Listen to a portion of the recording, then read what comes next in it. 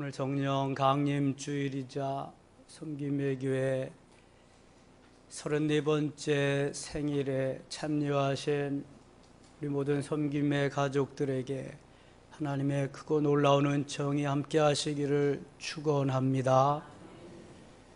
교회는 성령 강림과 함께 이루어졌습니다. 오순절 마가다락방의 성령 강림은 곧 초대교회를 태동시키고 초대교회는 예루살렘 교회로서 수많은 믿지 아니하는 세상 사람들에게 복음을 전해주며 120명이 3,000명으로 5,000명으로 큰 무리로 확산해 나갈 수 있게 되었습니다. 우리 교회가 34년 전에 성령 강림절에 교회가 출발하기 시작해서 언 34살을 먹는 성인이 되었습니다. 그동안 수많은 하나님의 은혜와 은총 속에 여기까지 달려왔습니다. 1989년 5월 28일 바로 오늘 목동 7단지 앞에서 저희 가족 세 식구에 의해서 섬김의 교회는 출발했습니다. 그리고 그해 10월 달에 도봉산 입구로 이전했고요. 94년 10월 달에는 방학동으로 이전했고요. 2001년 9월 달에는 하나님이 지축의 터를 주셔서 첫 성전을 건축할 수 있었습니다. 그리고 그것이 신도시로 개발이 되매 우리는 보상을 받고 이곳에 와서 450평 대지에 600평의 건축을 하게 되었고 벌써 11년이 지났습니다. 2012년 5월 27일 그날은 감격적인 새 성전의 입당을 알리며 하나님 앞에 예배드린 날이었습니다. 감동의 날이었습니다. 그러나 그날도 감동적이었지만 오늘은 더 감동적으로 주님의 은혜가 다가옴을 느끼면서 34년이 된 섬김의 교회에 하나님의 놀라운 역사와 은총이 함께 하심을 느끼면서 예배를 진행하게 됩니다. 여기까지 이끌어 주신 에베네셀의 하나님을 찬양합니다. 여기까지 오기까지 하나님의 은혜가 먼저였고요. 그 다음은 사랑하는 성도들의 헌신과 충성과 봉사가 있었기에 가능했던 것입니다.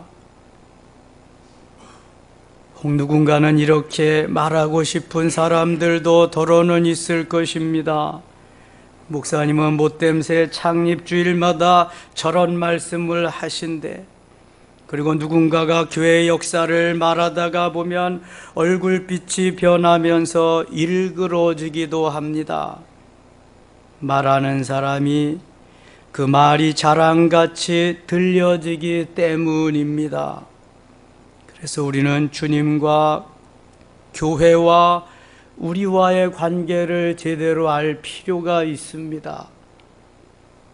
나와 교회와 주님과는 어떠한 관계가 있는가 좀 더 확실히, 좀 더 정확하게 알 필요가 있다고 하는 것입니다. 하나님께서는 사도 바울을 통해서 에베소서에서 교회론을 소상히 말씀하시고 골로새서에서는 그리스도론을 말씀하고 있습니다. 주님께서는 지난 월요일 새벽에 3시쯤 저를 깨우시더니 교회와 나와의 관계, 그리스도와의 관계를 너무도 소상하게 잘 가르쳐 주셨습니다. 모든 동물은 태어나는 시점이 있고 자라나는 과정이 있다고 하셨습니다. 모든 식물들도 싹이 나서 자라나는 과정이 있다고 하셨습니다. 이 과정을 뛰어넘어서 되어지는 동식물은 아무것도 없다고 하셨습니다. 그러므로 우리 섬김의 교회가 창립되어지고 이전을 하면서 건축을 통해서 부흥되고 성장된 과정을 알아야 오늘날 섬김의 교회를 제대로 알 수 있다는 것입니다. 저는 청소년 시절에 역사 공부를 하면서 참으로 많은 회의감을 느껴본 적이 있습니다. 역사가 믿어지지가 않는 것입니다. 참으로 그때 그 사람들이 있었을까? 그 시절에 그 나라가 있었을까? 믿어지지가 않는 것입니다. 은혜를 받고 주님이 믿어지게 하심에 따라서 믿는 마음으로 깨우쳐 주시는 그 역사가 너무너무 재미있더라고요. 국사가 재미있고요. 이 역사가 없으면 뿌리를 모르고 뿌리를 모르는, 뿌리가 없는 오늘날 나는 존재할 수 없겠다고 하는 것을 깨닫게 되었습니다. 그리고 보니까 역사가 재미있어졌습니다. 그때 그 시절이 없었던들 오늘 내 시절은 잊지 못했을 것이다 라고 하는 것입니다. 7, 80년대에 루츠라는 소설이 센세이션을 일으킨 적이 있습니다. 이 소설은 알렉스 헤일리라고 하는 미국 사람이 우리의 조상은 과연 있을까? 있다면 어디에서 살았을까? 제일 첫 조상은 어디에서 계셨을까? 계속해서 추적하고 조사하고 추적해내서 발견하며 자기의 조상이 저 아프리카에 있는 쿤타 킨테라고 하는 것을 발견해내게 되었습니다. 이것이 루츠라는 책입니다. 뿌리. 루츠, 그 밑에 알렉스 헤일리라고 하는 저자의 이름밖에 저는 더 자세한 것을 잘 몰라요. 영어가 짧기 때문에 제가 다니던 회사의 사장님이 저에게 선물로 주셨지만 다 읽어보지를 못했습니다. 대신 번역본으로 읽어봤습니다. 자기의 조상이 아프리카에서 시작되어서 노예로 팔려와서 미국에 현재 살고 있다는 것까지 알게 된 저자는 이제 그 뿌리를 알고 조상을 알았기 때문에 더 자신 있게 삶을 살아간다고 하는 내용입니다. 어느 날 갑자기 하늘에서 떨어지거나 땅에서 솟구쳐 올라오는 것은 아무것도 없습니다. 전에 있는 것을 부정하는 사람은 뿌리를 부정하는 것이요, 오늘날 나를 부정하는 것과 똑같은 것입니다. 그런 의미에서 우리 섬김의 교회가 이곳 삼송의 터를 잡아 건축해서 입당한 지가 11년이 되었지만 이보다 2배나 더 많은 시절을 지축에서 혹은 방학동, 저 도봉동, 그 다음에 목동에서 지냈다는 사실을 우리가 알 수 있어야만 오늘날 섬김의 교회가 존재하고 여기까지 왔다는 사실을 깨달아 알 수 있게 되는 것입니다. 그런 거로 우리는 그 시절에 수고하고 애쓰신 분들에게 감사하며 격려해 줄 수 있어야 합니다. 그때 그 시절에 그 사람들이 없었다면 오늘날 이 교회는 존재하지 못했을 것이기 때문입니다. 반면에 여기에서 새 성전을 이룩하고 이곳에 와서 신앙생활 하시는 현재의 모든 분들에게도 그 수고와 그 애씀을 인정하고 아낌없이 격려의 박수를 보내야 마땅한 것입니다. 오늘 본문은 우리 섬김의 교회를 탄생시킨 너무 소중한 말씀입니다.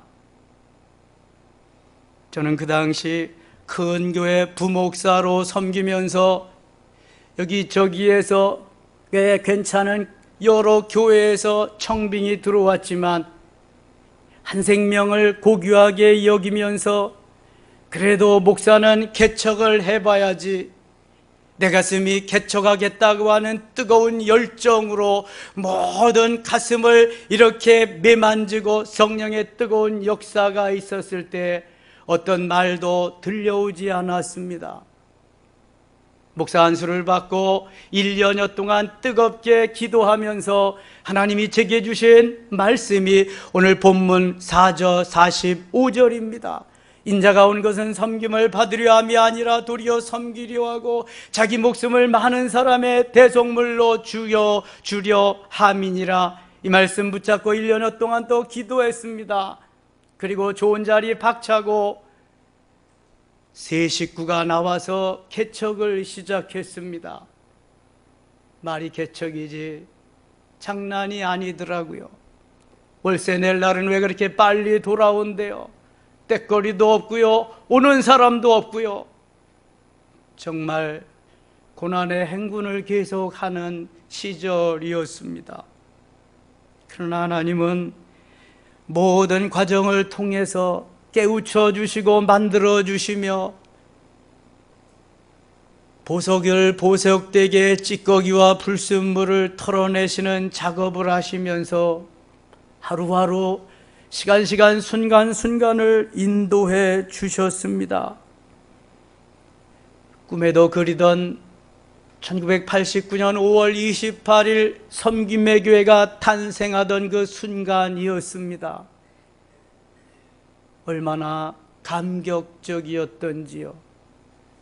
전에 심호하던 교회에서 찬양대도 보내주고 수많은 사람들이 와서 창립 예배를 드리니까 왁자지껄 교회가 모자라서 복도까지 막 그렇게 했는데 그 다음 날부터는 저희 세 식구밖에 없는 거 있지요. 얼마나 쓸쓸하겠습니까? 그러나 하나님은 함께 하셨고 계속 과정들을 통해서 일하시기 시작하셨습니다. 에베소 교회에서 말씀하시듯 교회는 주님의 몸입니다. 그리고 우리는 그 몸의 지체입니다. 골로새서에서 말씀하시듯 교회의 머리는 예수 그리스도이십니다. 그러므로 교회와 우리들과 예수 그리스도는 떼일래야 떼일 수 없는 아주 밀접한 관계를 가지고 있습니다. 예수님은 교회의 머리로서 섬김을 받으러 오신 것이 아니라 섬기러 오셨다고 말씀하고 있습니다. 여차여차해서 운명이 뒤바뀌어 섬기게 되었고 그 결과 십자가 위에서 못 박혀 죽었다는 이러한 이야기가 아닙니다.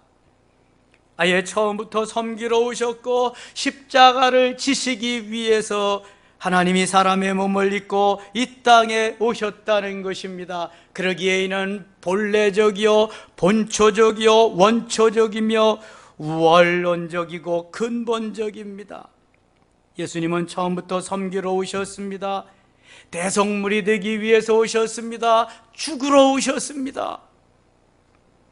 처음부터 십자가를 지고 죽기 위해서 오셨다는 것입니다. 섬김이라는 말을 헬러 원어로 디아코니아라고 말합니다. 영어로는 서비스라는 말이 있습니다. 종의 의미가 있습니다. 똑같은 어원의 디아코노스가 종인데요, 권위자라고 하는 의미도 포함되어 있습니다. 영어로는 미니스터라고 쓰기도 합니다. 이것은 바로 왕의 권위를 말하는 것입니다. 재미있는 것은요, 섬기는 자가 왕이라는 것입니다. 섬기는 자가 바로 왕의 권위를 가지고 살아가는 사람이라는 것입니다. 섬김 받는 자요, 아무것도 아니요. 섬기는 자가 왕이요. 주님께서는 우리에게 다 왕권을 주십니다. 주님이 왕이시기 때문에 주의 자녀들에게도, 주님의 신부단장하는 모든 하나님의 자녀들에게도 왕권을 부여해 주십니다. 마태복음 16장 28절에 보면은 인자가 그 왕권을 가지고 오는 것을 볼 자들도 있느니라 말씀하고 있습니다. 예수님 살아계시면서 우리와 함께 왕권을 주고 우리도 살아서 누릴 수 있다면 얼마나 큰 영광이겠습니까? 그렇게 볼 자들도 있다는 것입니다. 예수님 재림하실 때에 살아서 그 왕권을 보고 누릴 수 있는 사람도 있다는 것입니다. 마태복음 16장 28절, 제 차번호가 마 1628이라는 걸 아시나 모르겠네. 제가 왕권을 가진 사람이요, 하나님이 마태복음 16장 28절 주심과 같이 하나님께서 하나님의 자녀들에게는 신부의 자격도 주시고요, 왕권도 주시고요, 하나님께서 누림의 역사를 모두에게 허락해 주시는데, 단 섬기는 자에게, 으뜸이 되고자 하고 섬김 받으려고 하는 자에게는 왕권이 없습니다. 신부도 하나님이 노땡큐 할런지도 모릅니다. 우리 모두는 주님의 제자입니다. 그러기에 예수님을 배우고 있습니다. 예수님을 알려고 애쓰고 있습니다. 예수님을 따르고 있습니다. 예수님을 닮아가려고 무던히도 힘쓰고 애쓰며 노력하고 있습니다. 이는 섬기는 자가 된다고 하는 것입니다. 단순한 섬김을 행하는 것이 아닙니다. 예수님을 닮아가면서 주님의 가신 길 나도 따라간다고 하는 그러한 섬김입니다. 이 섬김을 생각해 볼 때 우리는 너무 부끄럽지 않습니까?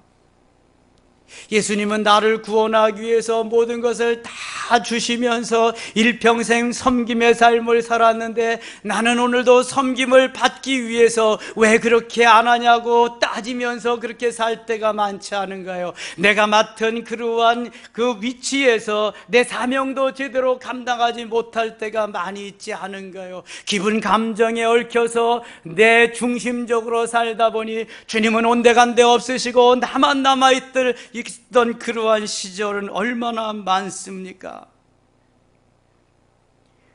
오늘 주님이 제자들에게 말씀하시면서 42절 보면은 그들을 집권자들이 그들을 임의로 주관하고 고관들이 그들에게 권세를 부린다고 했습니다.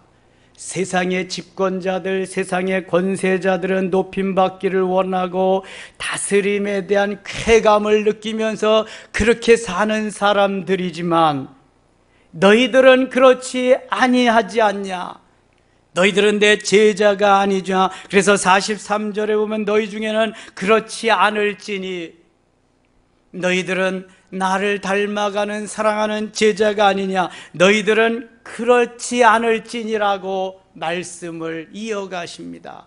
오늘 본문 43절, 44절 같이 한번 읽겠습니다. 너희 중에는 그렇지 않을지니 너희 중에 누구든지 크고자 하는 자, 너희를 섬기는 자가 되고, 너희 중에 누구든지 으뜸이 되고자 하는 자는 모든 사람의 종이 되어야 하리라. 아멘. 너희 중에는 그렇지 않을지니 너희 중에 누구든지 크고자 하는 자는 너희를 섬기는 자가 되고, 크기를 원하십니까? 섬김의 삶을 사세요. 높아지기를 원하십니까? 섬김의 삶을 사세요. 섬김받기를 원하십니까? 섬김의 삶을 사세요. 어린아이들은 받는 것을 좋아합니다. 어른들도 역시 받는 걸 좋아합니다. 그러나 여러분, 성장하고 성숙해서 하나님의 큰 은혜를 경험한 사람들은 받는 것보다 주는 시간이 훨씬 더 좋은 것임을 깨닫게 됩니다. 사도행전 20장 35절에도 보면은 주는 것이 받는 것보다 낫다고 주님은 분명히 말씀하고 있습니다. 주는 자보다 받는 자가 복이 있다고도 말씀하고 있습니다. 섬김이란 주는 것입니다. 섬김이란 받는 것이 아닙니다. 저는 목사에게 너무도 받는 것에 익숙해져 있던 사람입니다. 그러나 제가 받는 것보다도 조그마나마 남에게 나누며 베푸는 그 시간이 행복하고 너무 기쁘고 감동적임을 깨닫게 됩니다. 얼마나 귀한 진리인지 모릅니다. 너희 중에 누구든지 으뜸이 되고자 하는 자는 모든 사람의 종이 되어야 하리라. 종이 바로 으뜸이 되는 겁니다. 종이 섬기는 자요, 종이 바로 왕권을 가진 자임을 말씀하고 있습니다. 여러분, 누가 남을 해코지하려고 하고 있습니까? 밟으려고 하고 있습니까? 나를 죽이려고 하고 있습니까? 그냥 놔두세요. 밟히는 자가 왕입니다. 고통당하는 자, 왕따당하는 자가 왕입니다. 그 사람이 다스리는 자입니다. 죽이는 자, 왕따시키는 자, 그 사람은 바로 오늘 보면은 다스리는 자로서 왕의 삶을 살지 못하는 사람입니다. 자기 꾀에 넘어가는 사람이며 그는 이제 자기가 파놓은 올무에 걸리는 사람일 뿐입니다. 예수님은 그래서 내가 간 그 길로 너희들이 가야 된다. 높아지고자 하면 낮아져라. 으뜸이 되고자 하면 다시 한번 더 낮아져라. 예수님은 다분히 역설적입니다. 이걸 좀 어려운 말로 파라독스하다고 그럽니다.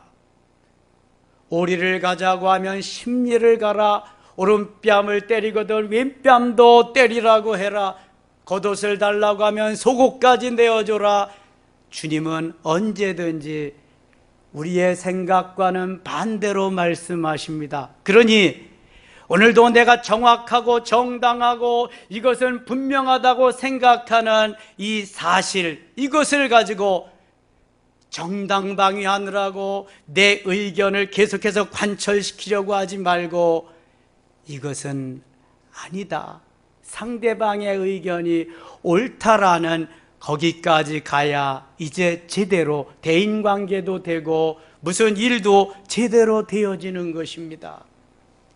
높아지고자 하고 으뜸이 되고자 하면은 그 사람은 낮아지는 사람이요, 종의 길을 가는 사람이요, 낮아져서 왕따를 당하고 내가 밟힘을 당하는 그 사람은 언젠가는 높임을 당하고 왕권을 가지고 왕의 삶을 살아가는 사람이라는 것입니다. 아주 오묘한 진리가 여기에 있습니다.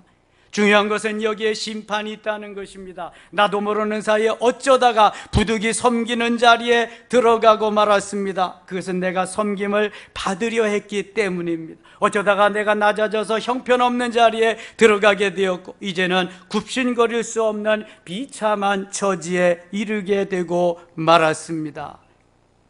다시 한번 생각해 봅시다.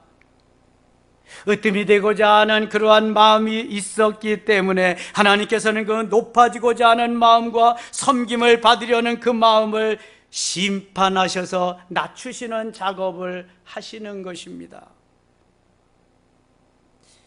섬김은 결코 피동적인 것이 아닙니다.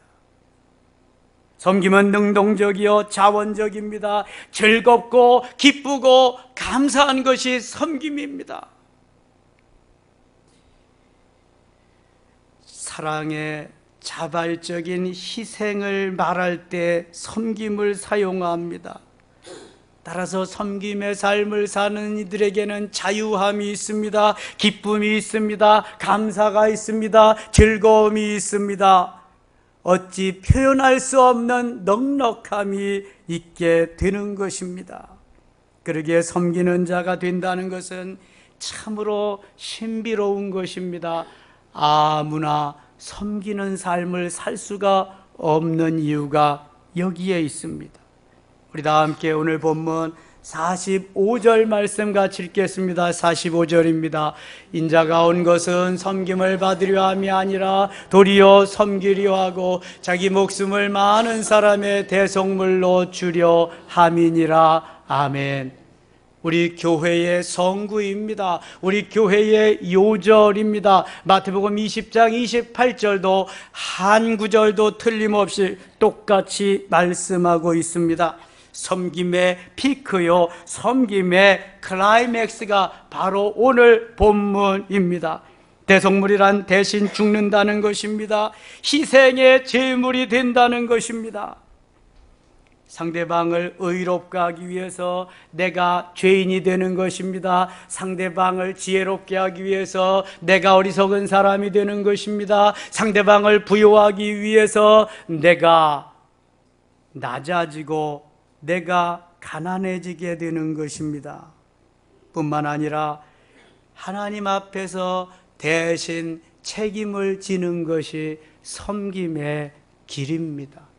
여러분, 왜 대인관계에 문제가 있습니까? 내가 높아지고자, 내가 잘났다고 나타내고자, 내가 으뜸이 되고자, 내가 너보다 우월하다는 것을 나타내기 위하니까 대인관계가 안 되는 것입니다.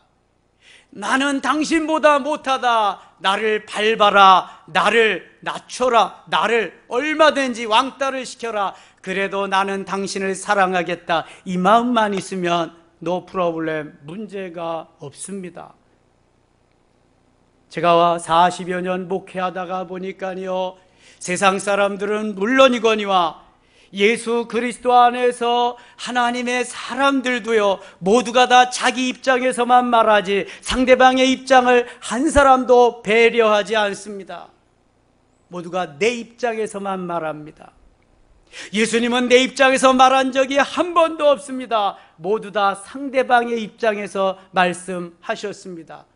기도하고 내가 그래서 말한다고 하지만 모두 다 자기 입장에서만 말합니다. 반론해 보시겠습니까?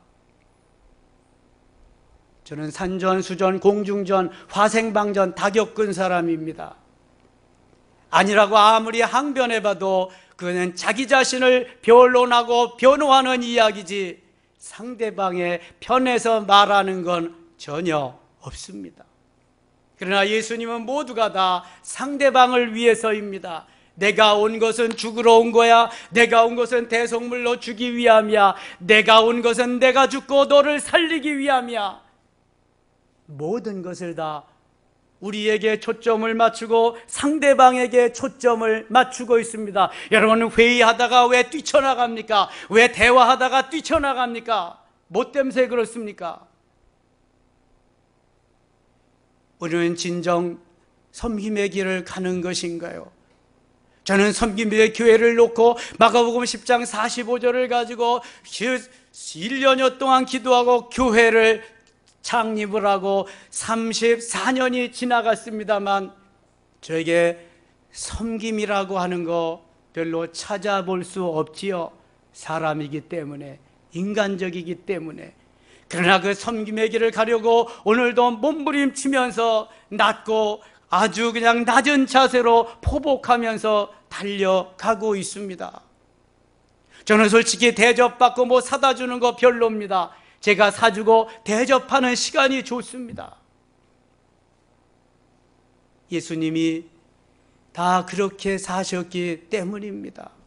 우리의 문제는 내가 대접받고 내가 높임을 받고 나를 나되게 대우해 달라는 그곳에서 바로 문제가 발생하는 것입니다. 예수님의 한 말씀과 전혀 상관없이 살아가고 있다는 증거입니다.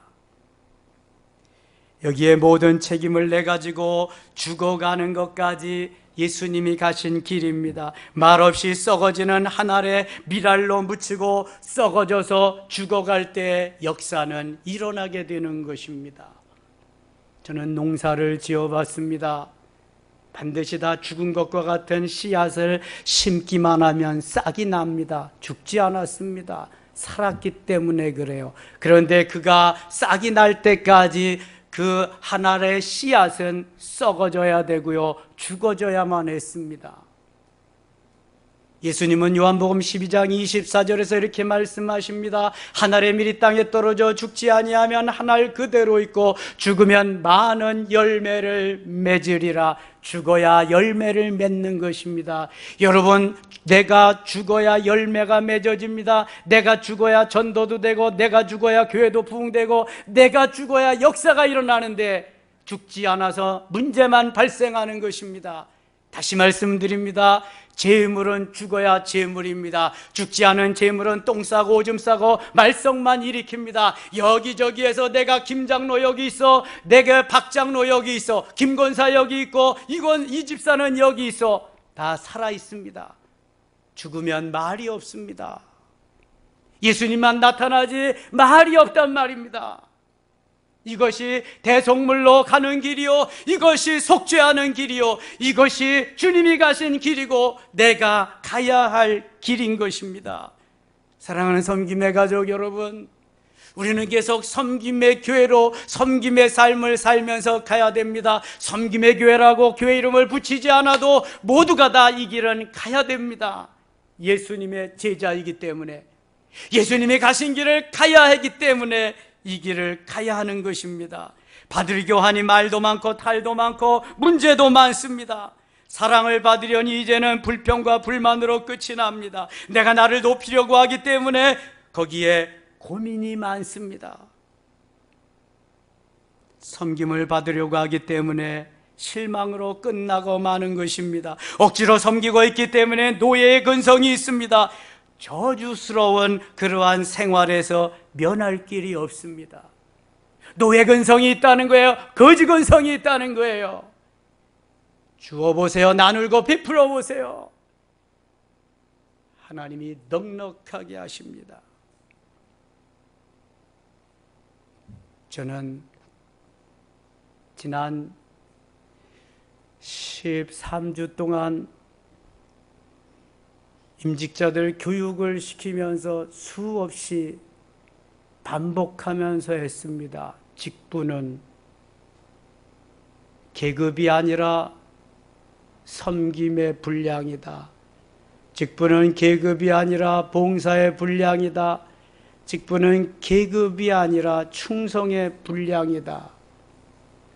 내가 이 직분을 받음으로 말미암아 섬김이 주님 앞에 내가 나아가는 그 분량이 더 많아지고 겸손해지는 것이지, 결코 높임을 받고 결코 으뜸이 되고자 하는 그러한 자리가 아니라는 것입니다.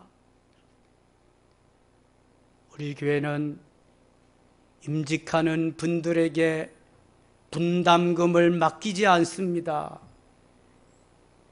집사 권사 몇백만 원, 장로 몇천만 원, 이런 거 하지 않습니다. 제가 개척하면서부터 가진 저의 목회 방향이고요, 저는 이렇게는 목회 안 하겠다. 많은 교회를 거쳐오면서 많은 목회자와 교회를 보면서 저는 결단했습니다. 그래서 모든 것을, 전액을 다 교회에서 하려고 했었습니다. 그런데 주님이 그것은 찬성하지 않으시더라고요. 왜요? 직분의 고귀함을 몰라요. 소중함을 몰라요. 그래서 최소한 공동경비만은, 내가 임직하는 데 쓰여지는 공동경비만은 내가 부담하자. 그래도 교회에서 부담하는 건 많습니다. 여러 가지가. 어차피 교회 일꾼으로 세우는 것이기 때문에 아무것도 부담하지 않고 이 귀한 직분을 받았을 때에 그에게 다가가는 그러한 이익은 얼마나 될까요? 귀중함, 소중함도 모릅니다. 저는 야외 카페를 칠하고 보수하는 날 아주 쇼킹한 이야기를 들었습니다. 말도 안 되는 이야기를 들었습니다. 이번 임직자들이 꽤 그래도 다른 임직자들보다 공동경비를 더 많이 사용해서 교육자들도 사례비를 하고 뭐 이렇게 또 우리 목사 찬양단도 오니까 거기도 사례비를 하고 공동경비가 좀 많이 나갔다고 했어요. 그래서 어떤 기수에는 10만 원씩 공동경비를 낸 그러한 기수도 있다고 그랬더니 뭐라고 어떤 집사님이 그러더라고. 10만 원도 왜 내냐고 그리는 사람이 있었대요. 아이고, 항존직 임직 받지 말아야지.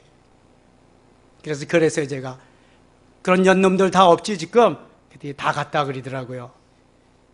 여러분, 누구를 위한 임직인가요? 그렇다고 돈을 주고 사는 것도 아니고요. 이건 너무도 귀중한 소중한 것입니다. 만일 공짜로 해보세요. 그 싸가지 없는 거 어떻게 보겠습니까? 기고만장한 걸 차라리 세우지 말지. 겸손하고 더 겸손하고 낮아지고 더 낮아져서 하나님의 영광을 드러내는 그 직분이 항존직이요. 내가 먼저 죽음의 길을 가는 게 항존직이요. 내가 먼저 희생의 길을 가는 게 항존직이요. 다른 사람 하기 싫은 일, 다른 사람 거들떠보지도 않는 일 먼저 내가 해야 하는 게 항존직이요. 이게 어디 고스톱판에서 따는 거요? 섰다해서 따는 거요. 빠찡코에서 따는 거요. 정신 차려요, 여러분. 정신. 장로답게 사세요. 안수집사답게 사세요.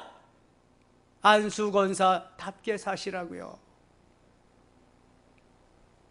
하나님이 섬김의 가족들에게 주신 사명은 엄청납니다. 교회 이름을 이렇게 짓고도 그렇게 못 산다면 다른 교회는 어떻게 살아요? 저부터 이 길 갈 것입니다. 저는 가려고 많이 애쓰고 있습니다. 모든 면에서 여러분들보다 앞장서서 가려고 저는 날마다 애쓰고 기도하고 있습니다. 그렇다면 장로님도 그 애쓰고 힘씀이 있어야 되고, 안수집사, 안수권사도 역시 마찬가지입니다. 강 건너 불 보듯 안 됩니다. 그건 항존직 아니요. 섬김을 받으러 오신 주님이 아니에요. 섬기러 오셨어요. 여러분들은 이 시간 이후로부터 내가 섬기는 자가 된다. 나는 하나의 미랄이다. 나는 오늘도 밟히고, 나는 오늘도 맞고, 나는 오늘도 왕따를 당하고, 그래도 나는 이 길을 가리라. 가야 되는 것이 항존직인 줄 믿습니다. 여기만 교회냐? 난 간다. 그래, 가, 넌 가. 그게 무슨 항존직이요, 그게.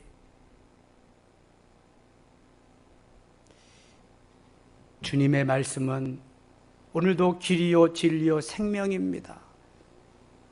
주님의 말씀은 오늘도 누가 뭐라 그래도 살아계십니다. 영원토록. 세상이 몇 번씩 변해도. 오늘 본문 45절 다시 한번 읽고 말씀을 마무리합니다. 45절 같이 읽어요. 인자가 온 것은 섬김을 받으려 함이 아니라 도리어 섬기려와 자기 목숨을 많은 사람의 대속물로 주려 함이니라. 아멘. 기도합니다. 하나님 아버지, 감사합니다. 오순절날 초대교회가 생기게 하시고 성령 강림절을 통해서 교회가 시작되게 하셨습니다. 34년 전 섬김의 교회를 세우시고 성령 강림절을 통해서 시작되게 하신 하나님, 이제 오늘도 그날을 맞이했습니다.